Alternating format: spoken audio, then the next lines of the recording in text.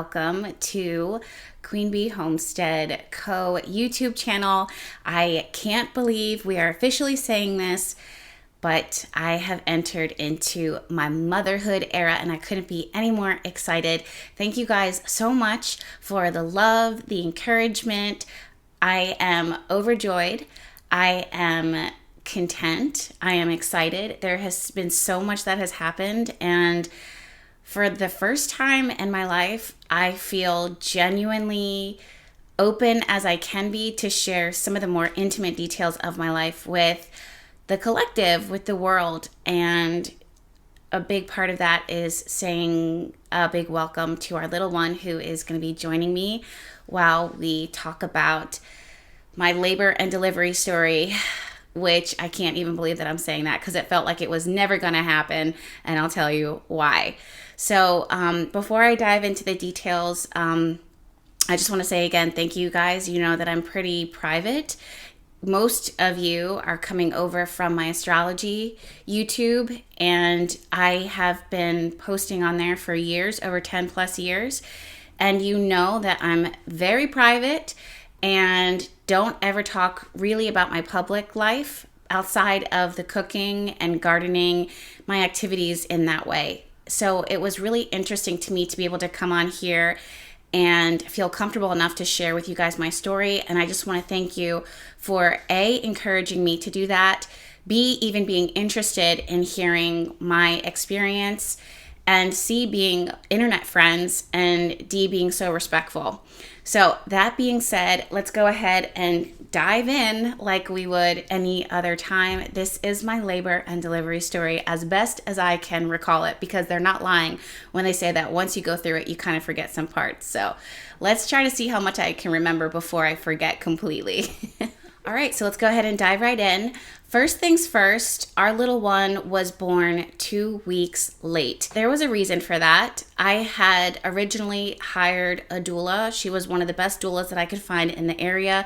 I was looking for someone who was supportive, who was an advocate, because as a Black woman, giving birth, it has significant risks, and I wanted someone to make sure that they were advocating for my comfort, making sure that I was receiving medical attention, that I was being taken seriously in the event that anything was to go left. Our plan was to labor as much as we could at home and then head to the hospital so that we could deliver there. I think a lot of you guys know my mom is an acupuncture doctor, and she's also a nurse. She merges Western and Eastern medicine together. For that reason, I felt very comfortable and most at home merging the best of both worlds, being in Western medicine here in the United States, delivering in the hospital, while also enjoying the energetic benefits, the spiritual benefits of laboring at home for as long as possible before it was time for us to head to the hospital.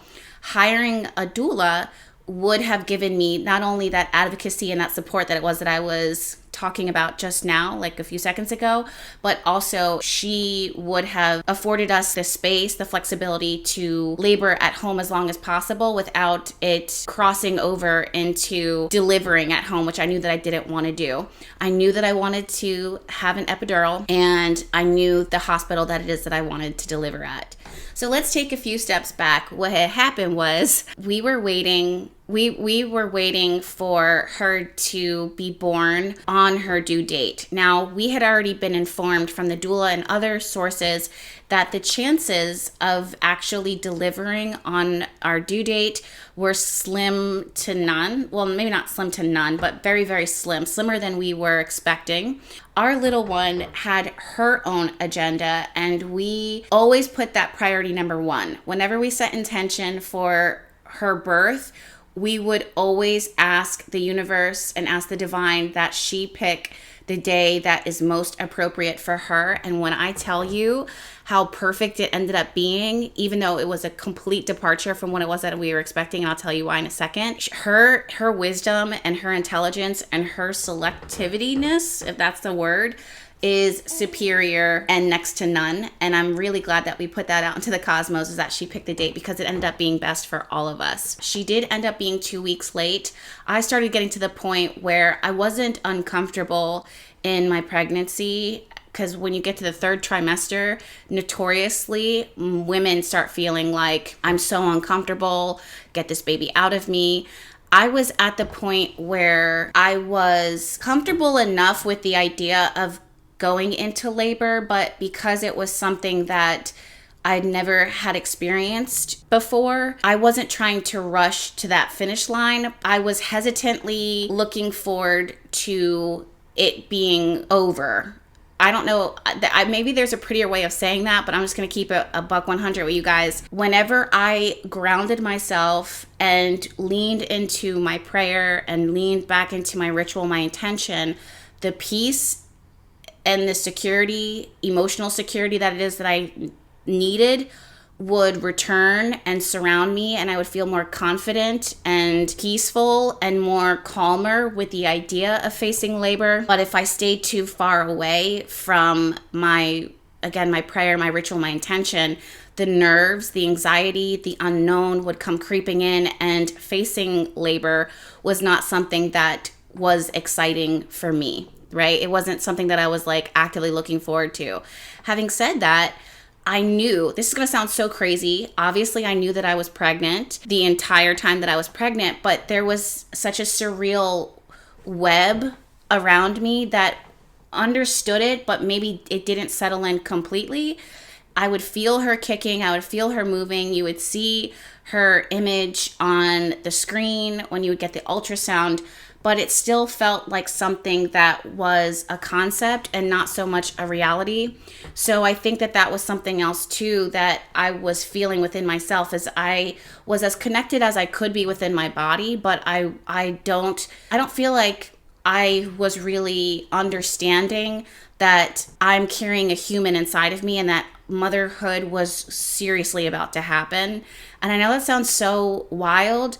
I don't know if you guys can relate to that. I'm in a lot of different mom groups, and I would hear two different extremes. On one extreme, it would be the moms who were like, I cannot wait to have this baby. I've been so excited. I can't wait to meet them. I want to see their face. I'm ready for labor. Or they're like, get this baby out of me. And then there's the opposite extreme of fear. I don't want to do this. I don't know what to expect. A lot of people were fearing pain. I was in this weird little bubble, just didn't seem as real as it was. So it was kind of a reflection of that surreal cloud that it is that I was in. I don't know if that is just my way of handling things that are new for me, or if that was hormonal, or if it was survival. I don't know, right?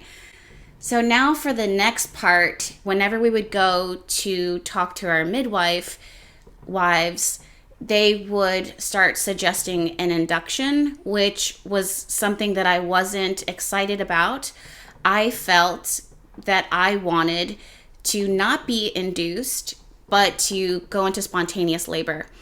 For those of you guys that don't know, inducing labor is when the medical system, the hospitals, the nurses, whoever, they give you medication to help your body progress to get you as close to your due date, or to deliver during your close to your due date as possible, or a time that is safe for you to deliver if they feel like the baby's life is at risk or your life is at risk. The reason why I didn't want to be induced was because I was very stuck on wanting to labor at home, and I didn't want to have to labor in the hospital for too long.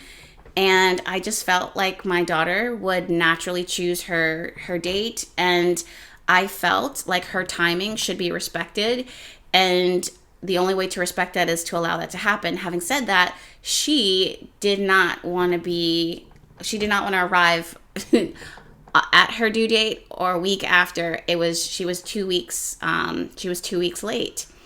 With that being said, it's important that I tell you guys that my dad is so important to me. My sister is so important to me, and they had plans to come and visit us for Thanksgiving, around Thanksgiving.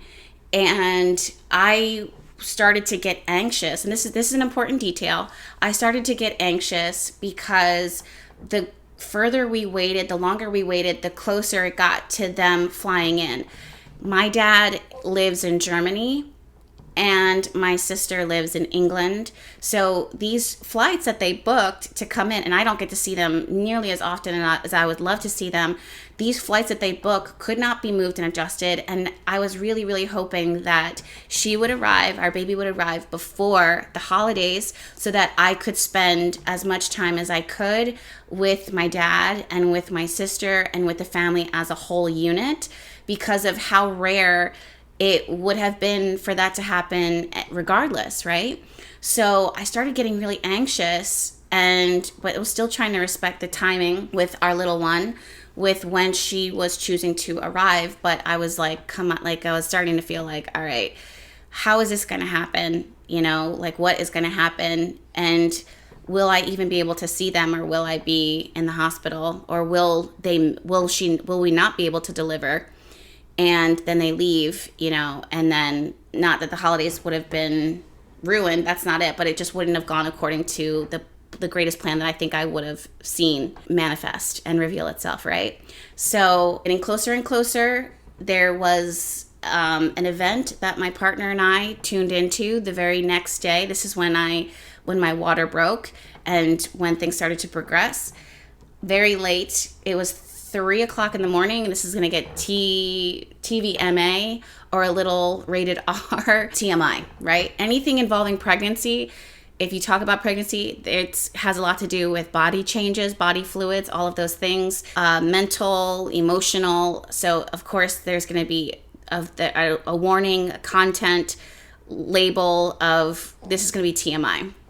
So I woke up at 3 o'clock in the morning, or it was like 3 o'clock in the morning. I had to go to the bathroom. That was normal for me at that point, because if you have ever been pregnant, third trimester, you don't sleep really well. Most people don't sleep very well. Part of that is because I think it's hormonal changes, but also it's difficult to get comfortable. And even if you do get comfortable, you have to pee every 5 seconds. I'm not even kidding. Like as soon as you sit down, you have to roll your belly over in order to go to the bathroom, to go pee.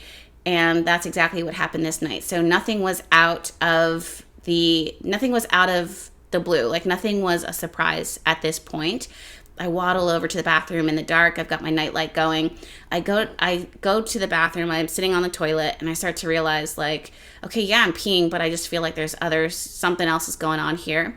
Long story short, I'm leaving out the details, and you guys will have to let me know just how comfortable you are with details, especially moving forward with talking about the rest of pregnancy and, you know, any other story that I could possibly share on here. Just let me know down in the comments where your comfort line lies, because I'm just going to share as far as what's comfortable for you, which is wild if you guys think about it, because you already know I'm so private. I cannot believe with motherhood and pregnancy, labor, and delivery that I'm talking about this on the internet. And that's the other thing too. Everything that I thought that I would do, everything that I've expected has been almost the complete opposite. And I just love that. If you guys are new or you stumble across my YouTube channel because I'm talking about laboring or pregnancy or motherhood or gardening or cooking, welcome. But there's definitely an audience and friends that I have met from my other YouTube channel where I talk about astrology every single day. Those people, they know me. They know I'm very private. I don't share details of my personal life. I'm not hiding anything. I just don't broadcast stuff. And I'm not comfortable coming on the internet and talking about things.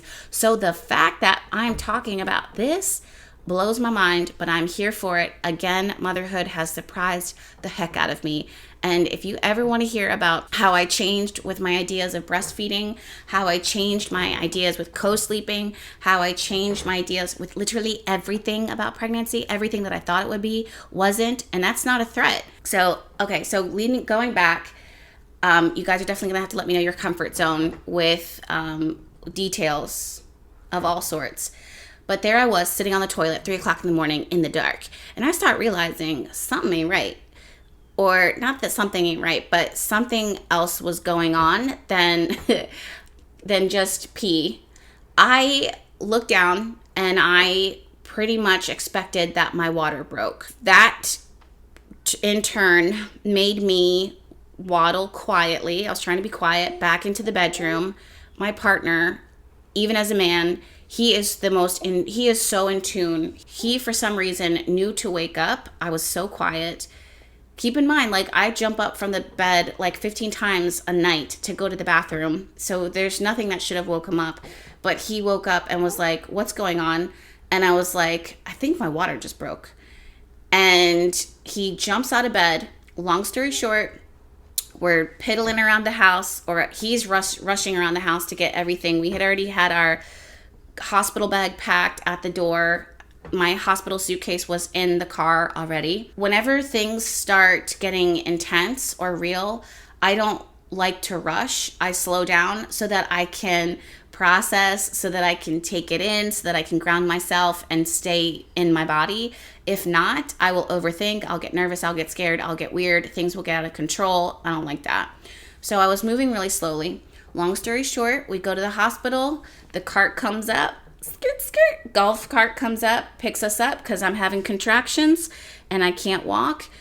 And we end up going straight to labor and delivery. They accept us. There's a long line. I'm going to make this as short and sweet as possible. There's a long line for moms to come in and deliver because 'tis the season. They were able to allow us to get a room really quickly within 5 minutes. And that's when we started really counting more of our contractions. Now, for those of you guys that are listening to what I'm saying, and remember, our plan originally was to labor at home. The problem with that, I was having contractions for days leading into my water breaking, what I thought was my water breaking.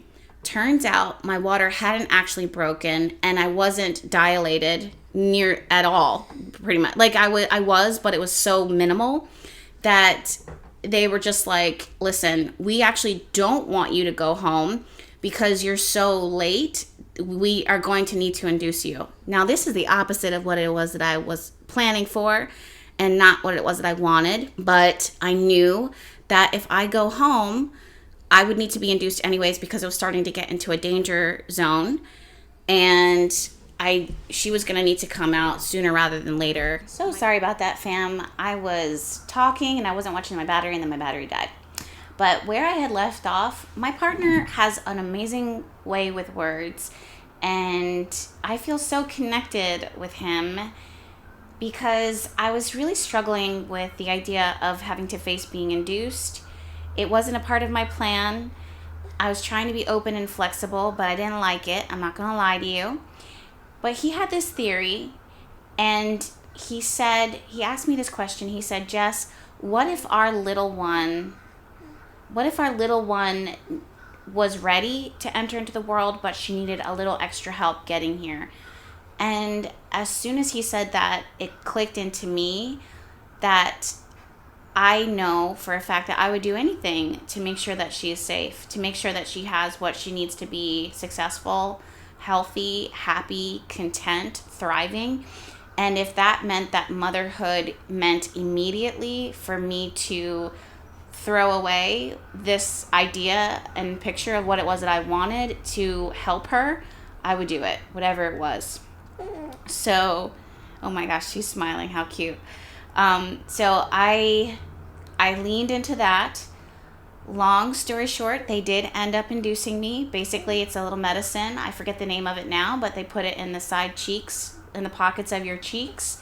It's supposed to help your cervix ripen and help you to dilate. With that, though, it can mean that because your body is being encouraged to progress, it can create a more difficult labor and a more painful labor. So I wasn't fully excited about that either, but I had already set intention, and this is one thing that I really wanted to talk to you guys about is laboring and contractions. Number one, what they feel like, and number two, how you can actually lean into your contractions, enjoy your contractions, and enjoy laboring. I know that sounds crazy. And turn it into the most intense spiritual experiences, one of the most intense spiritual experiences that I've had. I am very excited to share that ritual and that strategy, if you want to call it that, that approach into laboring with you guys. If you're interested in hearing it, it really carried me. I was not someone who was afraid so much of the pain of labor. It was more being out of control of my body. I leaned into using my labor, using this moment of me laboring into me giving it to the divine. To me, how I was mentally approaching it was that there were so many moments in my life where I was given grace, where I was given a gift, where I felt heard and seen by the divine, by the universe, by my angels and my guides, my ancestors, that in this moment, this little one was a reminder that this little child, this human, does not belong to me. She belongs to herself, and that the divine was giving us this incredible blessing to look after her, and that the pain, whatever that would look like, was nothing in comparison to the divine's grace over the entirety of my life. So if I could thug it out when it comes to each contraction, then that would be the least that I could do for being able to receive this blessing. So every contraction for me felt like a gift, and I leaned into that. If you guys want to hear some techniques and ways to do that helped me out tremendously, I would be more than happy to share it with you, because it worked. Every contraction was the most interesting pain, powerful pain that I've ever felt in my entire life, and hopefully will ever feel, to the point where my body was shaking. And without going too far into details, it's like your body just involuntarily reacts to things. Our bodies are very intelligent, even from getting pregnant to pregnancy itself. There's so many, to delivering, to laboring and delivering. If you can listen to your body, like truly listen to your body, you will fare far better than if you don't. So if you guys want to hear about, again, how to help, what worked for me and how I leaned into my laboring and contractions, I would be more than happy to share that with you, because I was so proud of myself, and I actually looked forward to each contraction once it came. Having said that, I did end up going with the epidural, and the reason why was because they came in. Maybe for me it felt like 30 minutes, but it ended up being 8 hours of continuous laboring, like active labor. I went from being not very much dilated, so half of her pinky, to 9 centimeters dilated, like that, to the point where my doula was like, you dilated way faster than any of us were expecting.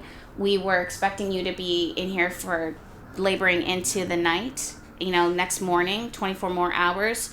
With this, I tried every different position. Hands, I was on my hands. I was on the yoga ball. I was on my side. There were many different positions that I was invited to try. I listened to my body. I rocked, I moaned. I did all of the things that my body was calling for me to do.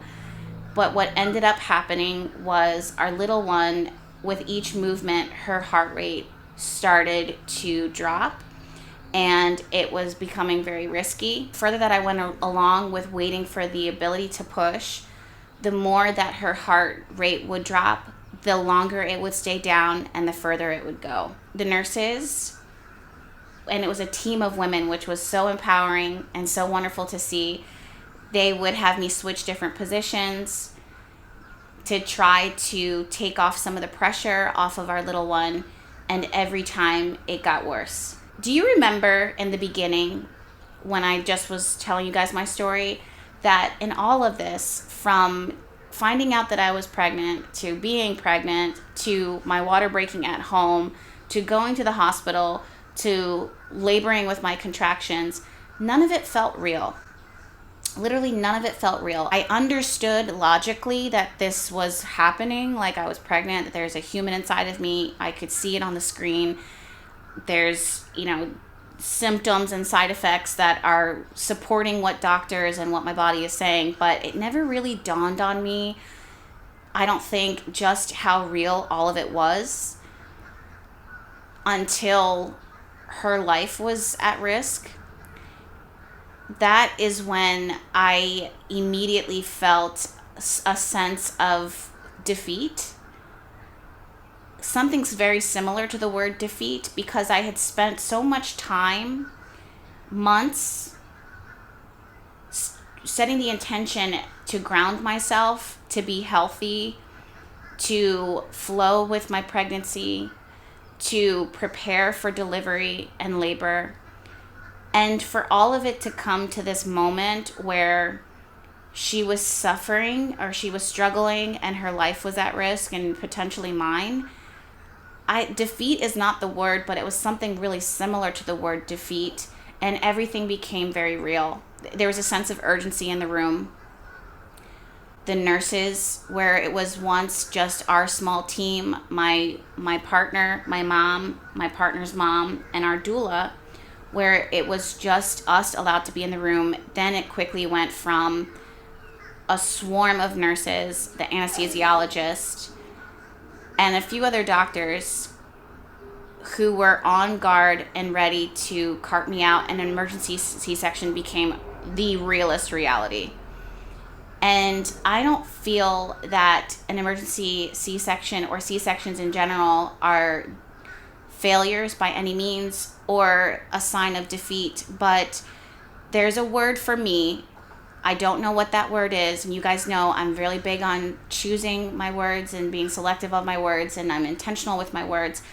There's a word that I've never discovered yet that's very similar to the word of defeat and surrender, that I felt and I had to fall into. I don't want to say lean into, because I felt like I collapsed into it. I think collapsed is the right word, because it was a part of my body being physically exhausted from the contractions and the laboring. I could not grasp how unlucky and how terrible it felt that all of this preparation, all of this prayer, all of this intention, only to lead us into a place where her life was at risk. And I couldn't grasp that, because I feel like if you pray to the divine, if you're intentional, then you should be good, right? And that's where the greater plan, the bigger plan kind of steps forward, and you have to kind of respect that. And I had to. Long story short, I wasn't able to push anymore. They asked me to take my contact lenses out, asked me to take off my jewelry, which was tough because my jewelry is jewelry that I wear to spiritually protect myself. It's intentional. To take that off and to just be laying on this bed and being carted quickly to have emergency C-section, everyone is moving so quickly, was, again, a word that's not defeat and not surrender, but a combination of the two. And I just felt I had given everything. My doula met us there, and there was only two people out in the room. It was my partner Mike and our doula, and they just started the procedure. And I felt not pain, but I could feel everything that was going on. Because I was so dissociated, and because I, again, was emotionally tapped, I guess, I don't know, weak, tired, I leaned into the support of my doula. She loves to inform, and I love being educated and informed, but in that moment, I asked her to talk to me about Christmas. Talk to me about your Christmas plans. What rituals and routines do you do for Christmas? What does your family do? What are the traditions that you guys do? Talk to me about that. I needed to hear that and not hear what was going on, because I would have melted into a pile of tears and dust, because I knew that our daughter's heart rate was dropping, and I knew that it was no longer a safe situation. I knew that I was protected, but the trust that I had to have had wavered a lot. They were finally able to pull her out. She wasn't breathing, or she was breathing, but it was to the point where she might have needed oxygen. I knew that it was serious because when she came out, she did not cry. I did not hear anything. She was quiet as a mouse. And I just was waiting to hear her cry, and everyone in there was quiet, and we didn't know what was going to happen, and they just went right on working on her, went right into working on her, so I knew that that was serious. And I waited, and it felt way too real. It felt way too close for comfort, to an outcome that I would have never predicted or wanted for myself or us or our family. And I had to be patient. And I had to trust, knowing fully well that trusting meant, like, who knows what would have happened. And it was tough. Finally, they pulled my partner over, said, you can cut the umbilical cord, you can come see her. He was able to do that. I was so excited for him. He was so scared. He handled it like a champ. We were all crying. And then she was able to be put on my chest. That was my first time seeing her eyes, seeing her be quiet. I was quiet. I was not the blubbering, crying creature that I thought that I would be. It was just her and I, is what it felt like, and we just sat looking at each other in silence. And it's so appropriate because that is literally who I am as a person, and I'm assuming that's who she is. We're still getting to know who she is. Of course, we sat in silence, her and I, and we're just looking and absorbing and feeling and in tuning, because that's what it felt like. And I will never forget that moment. I will never forget that moment. From there, they took her, and she was in NICU for a little bit, just making sure that she was okay. And then recovery began for me. And that was 3 days. And then we were all able to go home. By the grace of the divine, everything was okay with her health, and me and my health. And we have transitioned beautifully into motherhood, into her developing so far. And I am beyond grateful. So that's my labor and delivery story. When it comes to motherhood, everyone told me and warned me that the first night and the first few days that they would be difficult, that we would be scared, that we have a lot of support. We were reminded of how much support we had around us, and to lean into that support, to ask for help as much as possible. And I will say that this has been the easy, most effortless, most natural, most beautiful transition I have ever undergone in my life. I've moved and done many different changes in my life.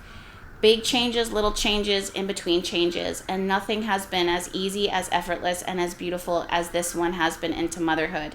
Now, granted, we are all very brand new at this. She is brand new in this life as baby, and I am brand new in this life as mother, and her father is brand new in this life as father, as entering into fatherhood. And there's very natural feelings that he has had with transitioning into fatherhood, and the insecurities and the doubts and the concerns that are natural to have. Me, on the other hand, interestingly enough, it has felt so natural. I have not had any anxiety. I feel like I fell into this role, that I was created for this role, that I was molded and shaped in everything in my life that has ever happened to me, good or bad, if you want to call it bad, was for this sole purpose of being a mom today. And I am overjoyed, and I feel genuinely blessed to be a mom in general, but to this little creature, to me, she's perfect. And I will do whatever I have to, again, to make sure that she's safe and healthy and thriving, and knows that she's loved, knows that she can pivot and change and do whatever she's got to do in this life, and we will support her through it, through everything, thick and through thin. I pray for her blessings. I pray for her life. I pray for her health, for her peace, all of those things every single day. I look into her eyes, I hold her tiny hands, and I am reminded of God's grace, divine's grace over my life, over our lives, how perfect each of us are created. There are no mistakes in any of our creation, and every single human being deserves a mother and a father that loves them unconditionally, and I am so excited to give her that. So that again is our story. I am again so surprised and so stunned at my openness, my willingness to talk to you guys about it on the internet. Not because I don't trust in the past, but because I've always been so private that I would automatically assume that this season of my life that I would be more shuttered up, and more pulled away. But I'm surprisingly way more open than I was expecting. So I did see some comments. Tiffany, you know who you are, honey. You left a long comment about motherhood and being a older mother. Mothers closer to 40, or taking on new motherhood closer to 40. I am so open to answering your questions, the questions that it is that you've asked, and also the feelings that it is that you've expressed. They're so relatable, and they're things that I'm 1000% are going to bring here to this space when we could talk about it. Having said that, I open the door and I extend the invitation for the rest of you guys and girls and everyone. If you have questions about parenting, if you have questions about my experience, if you want to talk about contractions, if you want to talk about what I carry in my diaper bag, if you want to talk about gardening and food and what we eat and what I ate and what was the first trimester like? Did I have morning sickness? Which I did, girl. Whew. But thank you guys again for being so patient, for being so encouraging, for being so supportive, so loving. Thank you guys for watching and tracking on social media, being patient while I shared little bits and pieces while I figure it out. What I wanted to share, if I wanted to share, how I was going to share, if I decided to share, and everything in between. I would love to talk to you guys about breastfeeding. I would love to talk to you guys about co-sleeping and all the choices and decisions that we've made for our little one, why we made those choices and decisions. Because I feel like, and this is the last thing I'll say because I can be very long-winded, you guys know this, I feel like with motherhood and women in general, there's not enough sharing, in my opinion. I feel like the more that we know, the more that we're informed of the good parts as well as the challenging parts, the more that we can make the right choices and decisions for us. I feel like women should have better choices and better options in every aspect of our lives. And we should be able to talk openly and candidly always about everything forever. And that is my intention here today, is to open up that door, that avenue for honest communication about what motherhood, the good and the bad, looks like, what pregnancy, the good and the bad, looks like, the feelings that come with that, the pivots that come with that, postpartum, all of those things. It should be something that more women can talk openly and candidly about. So what was your labor and delivery like, for those of you guys that wish to share? Did any of you guys ever have emergency C-section?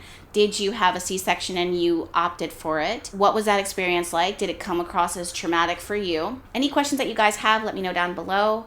And thank you so much for hanging out with me. Please share with me your stories, what motherhood has looked like for you. Do you want to be a mom? Do you have concerns with being a mom? Are you a mom now? What has been, hi baby, you see my little cat. What has been the journey for you? What are some things that you would love to talk about as a mom or as a parent? And also talk more about gardening, because we did actually, believe it or not, the symbolism of the pumpkin is so real.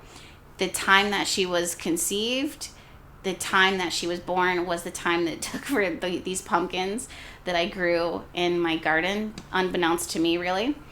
And we harvested them around the time when she was born, and now we're giving them as gifts to family, to close family, so that they can chop, that sounds weird, so that they can chop up the pumpkins and make it into stews, soups, pumpkin pie.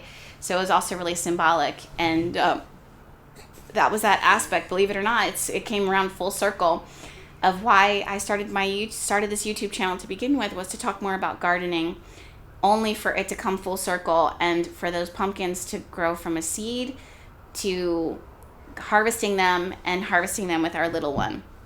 Oh, and one last thing. When it comes to my father and my sister, the timing that our daughter chose was so perfect because the moment that I started laboring and going into active labor, my dad and my sister landed, and they were there and able to support me while I was laboring and until she delivered. And I was beyond grateful. That exceeded all of my expectations, and I couldn't have asked for a better situation arrangement. And I thank my daughter in advance for choosing that day.